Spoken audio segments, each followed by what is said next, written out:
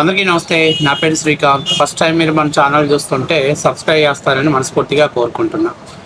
ఇక విషయంలోకి వెళ్తే మీ అందరికి తెలిసిన విషయమే. జోగి రాజీవ్కి అలాగే ఎవరైతే ఆయన భార్య మేఘనాకి ఒక కుటుంబంలో ఒక సమస్య, పెద్ద సమస్య నడుస్తూనే ఉంది. దానికి సంబంధించినటువంటి ఆడియో కాల్స్ అలాగే రికార్డింగ్స్ అన్నీ కూడా 1 by 1 బయటకు వచ్చేస్తూ ఉన్నాయి. అయితే ఇప్పుడు జోగి రమేష్కి ఒక బాధ్యత పడింది. ఏంటి, తన కొడుకు మీద ఇలాంటి ఆరోపణలు వచ్చాయి, దీంట్లో నుంచి బయటికి రావాలి అనేటువంటి దాంతో ఈ వైసీపీలో కొంతమంది సోషల్ మీడియాలో ఉన్నటువంటి వాళ్ళు కూడా ఏం చేశారంటే, ముందు ఒకడు పోస్ట్ పెట్టాడు. ఏం పెట్టాడంటే, జోగి రమేష్ కొడుకు రాజీవ్ అమెరికాలో చదువుకునేటప్పుడు అప్పట్లో ఆయనకు ఒక లవర్ ఉండేది. ఆ అమ్మాయితోటి వీళ్ళకి మంచి బాండింగ్ ఉంది, పెళ్లి చేసుకుందాం అనుకున్నాడు. కానీ ఆ అమ్మాయి పాపం ప్రమాదశాస్తు యాక్సిడెంటల్గా చనిపోయింది.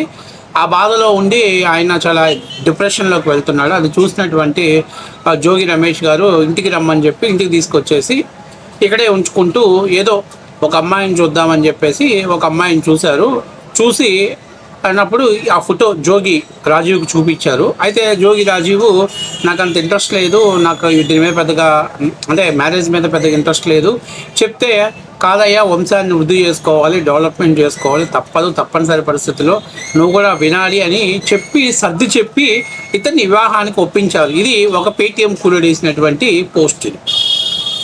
అయితే ఇప్పుడు తాజాగా ఇంకొక మాట ఏం చెప్తున్నారంటే, లేదు మా అన్నకి ముళ్ళు బ్రహ్మాండంగా పనిచేస్తుంది, మా అన్న ఆల్రెడీ ఇంతకుముందు గతంలో ఒకరిద్దరు గర్ల్ ఫ్రెండ్స్ని కూడా మెయింటైన్ చేశారని ఒక అమ్మాయి చేత ఏదో ఒక స్టేట్మెంట్ పాస్ చేయించాడు.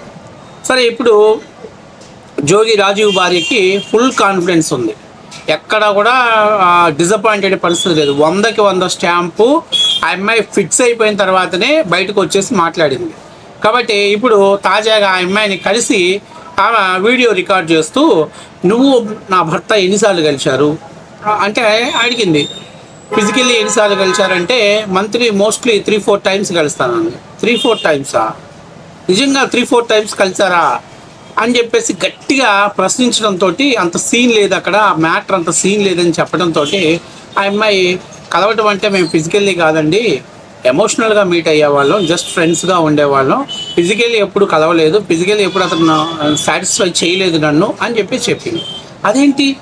అదేంటి నువ్వు ఒక గర్ల్ ఫ్రెండ్ అన్నారు, నీకోసం నువ్వు నేను మెయింటైన్ చేశాడన్నాడు, నువ్వేమో స్టేట్మెంట్లు ఇలా పాస్ చేసావు, అతను లేదండి పని చేస్తాడు, నేను ఆల్రెడీ అతనితో కలిశాను, సహజీవనం చేశానని చెప్పేసి మాట్లాడావని చెప్పేసి ఈ అమ్మాయి ఎదురుదాడి చేయడంతో ఒక్కసారిగా ఏదైతే వచ్చినటువంటి క్యాండిడేట్ దంబాబూస్ క్యాండిడేట్ అని తేలిపోయింది.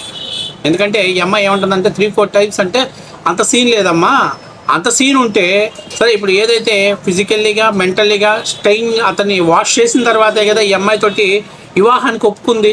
మరి ఒప్పుకున్న తర్వాత సరే, ఇప్పుడు 1.5 year ఎంతో అయింది వాళ్ళు మ్యారేజ్ అయ్యి. ఈ 1.5 yearలో అంటే ఈ 1.5 yearలో కనీసం నన్ను ఒక్కసారి కూడా టచ్ చేయలేదని ఆ అమ్మాయి ఓపెన్గా వాళ్ళ అత్తతో చెప్పేసింది, మాట్లాడేసింది. మరి ఈ అమ్మాయి మంత్లీ 4 టైమ్స్ మేము కలిసేవాళ్ళం, టైం స్పెండ్ చేసేవాడు నాతో అంటే ఈ అమ్మాయి ఎలా నమ్ముతుంది? అది నమ్మే పరిస్థితి లేదు. చివరికి గట్టిగా ఫోర్స్ చేసి అడగంగా ఆ అమ్మాయిని ఫోర్స్ చేయంగా, నేను ఆ వీడియోని పెట్టదలుచుకోవట్లేదు కానీ, ఎందుకంటే సరే ఏది ఏమైనా ఇది ఒక అంటే దాన్ని ఏమంటారంటే, ఇప్పటికిప్పుడు అతను ఏదో వీరుడు సూర్యుడు పొడి చేస్తాడు అని అనటం కోసం మీరు పెట్టుకున్నారు. ఇక్కడ దాని గురించి నేను పెడదలుచుకోవట్లేదు. కాకపోతే ఒక ఊరిక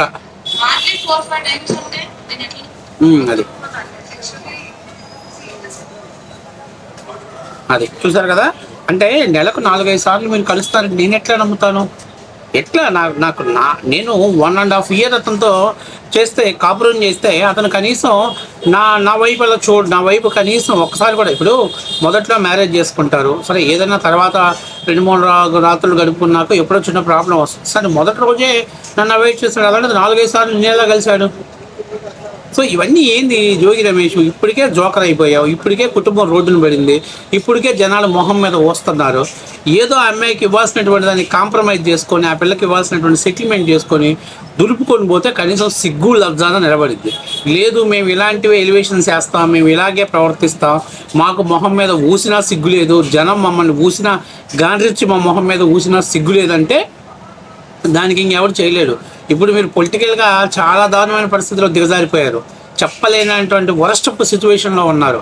అలాంటి టైంలో మళ్ళీ ఈ కొత్తగా ఈ ఈ ఆర్టిస్టులు ఎంట్రీ చేసి ఇలాంటి పోరంబోగు పనులు చేయించుకుంటే నీ విలువ పోవటం తప్ప, నీ కొడుకు వాల్యూ పోవటం తప్ప, నువ్వు ఇప్పుడు పోయినటువంటి డ్యామేజ్ని ఎలాగో కంట్రోల్ చేయలేవు, ఎలాగో తిరిగి తెచ్చుకోలేవు.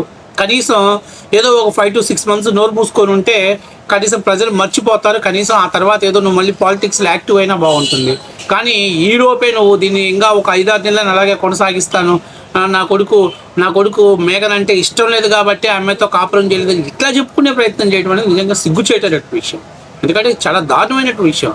ఆల్రెడీ అమ్మాయి చెప్పినప్పుడు ఆ రోజే నువ్వు సర్ది చెప్పి, లేదా అసలు నీ కొడుకు నాకు ఇంట్రెస్టే లేదన్న రోజు వదిలే బాబు వదిలేస్తే ఏమవుతుంది, ఉంటే వాడే ఉంటాడు.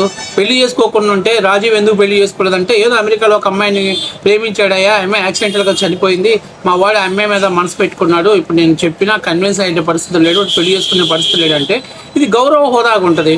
అట్లా కాకుండా విశాఖపట్నంలో ఒక చర్చి పాస్టర్ కూతుర్ని అదే అయిపోయిన తర్వాత మళ్ళీ ఇక్కడ ఏంది ఇదే జోగి రమేష్, అంత జోకర్ పన్ను కాకపోతే ఏమన్నా పనికొచ్చే పనులు చేస్తున్నావా? సరే ఎట్లాగో అయిపోయిందో, తగలబడింది, ఇదంతా బయటకు వచ్చేసింది, అయిపోయింది. అట్లీస్ట్ కనీసం ఆ అమ్మాయి ఆ రోజు అడిగినప్పుడు సరే అమ్మ మా వల్ల తప్పు జరిగింది, మీరు ఎంత ఖర్చు పెట్టారు, సరే నా వంతు ఇంత చెల్లిస్తాను, కాంప్రమైజ్ చేసుకుందాం, డివోర్స్ తీసుకుందాం అంటే గుట్టు చప్పుడు కాకుండా 4 గోడల మధ్యలో అయిపోయేదా? అలాంటిది ఎలా మొత్తం సోషల్ మీడియాకి అంతా ఎక్కి రచ్చ అయిపోయి గబ్బు పట్టిపోయిన పరిస్థితిలో ఇప్పుడు మళ్ళీ కొత్తగా మా వాడికి స్టెప్నీ ఉంది, మా వాడు స్టెప్నీని జాగ్రత్తగా మెయింటైన్ చేస్తున్నాడని ఒకటి, ఇంకోటేమో లేదు అన్నకి అమెరికాలో ఒక లవర్ ఉంది, ఆమె యాక్సిడెంటల్గా చచ్చిపోయింది, ఆ బాధలో మనోడు ఆ అమ్మాయిని ఏం చేయకుండా అలాగే వదిలేశాడు. అంటే ఏమి చేయకుండా చేసేటప్పుడు పెళ్ళిడు చేసుకోమన్నాడు, ఏదో ఒకటి చేసుకోండి, సంసారం చేసుకోవడానికి కదా పెళ్లి చేసుకుంది. పోనీ ఒక 4-5 ఏళ్ళు చేసుకొని పిల్లలు పుట్టినాక ఏదో పాత బామ్మ మీద మోజు వచ్చింది, ఒకలా వెళ్తానన్నా సర్లేరా బాబు జోగి రమేష్ కొడుకు రాజీవు మంచి నికారస్ అయినోడని అనుకుంటారు. అరే ఆదిలోనే ఘట్టంలోనే అంత్యపాదం అన్నట్టు, అరే శోభనం గదిలో పోయి శోభనం చేయరా పెళ్లి కొడుకు అంటే బాత్రూంలో పోయి ఆ పిల్ల నిద్రపోయిందా కుండొచ్చినోడు వీడు మంత్లీ 4-5 times వేరే అమ్మాయిని కలిసి ఆ అమ్మాయితోటి వీడు దాన్ని ఏమంటారు కప్లింగ్ మీద దడదడా ఏదో ఆడిస్తున్నాడంటే ఇప్పుడు ఇంకా ఆంధ్రప్రదేశ్ ప్రజలు నిజంగా మనంత పిచ్చోళ్ళని చేయడంలో వైసీపీ పార్టీని మించి నాయకులు ఉంటారు. కాబట్టి నిజంగా గౌన్లో పెట్టంటే ఇదిగో ఇలా ఉంటుంది. ఆ అమ్మాయి కరెక్ట్గా పోయింది, నిలదీసింది, ఎక్కడ కలిశారు, ఎప్పుడు కలిశారు, ఎలా కలిశారు, నిజంగానే జరిగిందా, ఎట్లా ఏంటి అని అడిగితే దానికి ఆ అమ్మాయి తెల్లమొహం వేసి లేదు మేము ఎమోషనల్గా కలవలేదు, ఫిజికల్గా కలవలేదు, ఎమోషనల్గా ఉండేవాళ్ళం అని చెప్పేసారు. మరి ఆ ఎమోషనల్ ఏంటో ఈ కొత్త లాజిక్ ఏంటో నాకు అర్థం కావట్లేదు. ఇవన్నీ ఎందుకు, వాడికి లేనటువంటి దాన్ని మీరు పెయింట్ వేసి పైకి లేపాలి అని మళ్ళీ జాకిలు ఇప్పటికే సగం పరుగు పోయిందాడు, వాడికి అసలు కనీసం తలెత్తుకోలేని పరిస్థితిలో ఉన్నాడు. దానితోడు కొత్తగా ఇది ఒకటి తీసుకొచ్చేసి ఇప్పుడు పెట్టేస్తే ఎందుకు వాడి జీవితాన్ని వరకు భంగం చేయటమేను. వాడికి అంతంత మాత్రం మెరుగులు ఉంటే వాళ్ళమ్మ వాడికి కారు కావాలంట, ఇనోవా కారు, అట్లాగే ఉంగరాలు, చైన్లు, బ్రాస్లెట్లు, మరి మనదేమో గిల్టు బంగారం, మన బంగారానికి ఒరిజినల్ బంగారం మేకప్ కావాలంట. కాబట్టి ఇవన్నీ నేనేం చెప్తానంటే అదే జోకర్ ఇప్పటికి జరిగిపోయింది.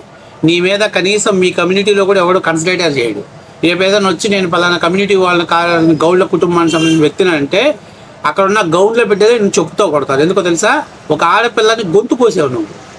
కాబట్టి ఇవన్నీ నీ కొడుకే తంటానికి పైకి లేసాడు, చెంపదెబ్బ కొట్టడానికి వచ్చాడు.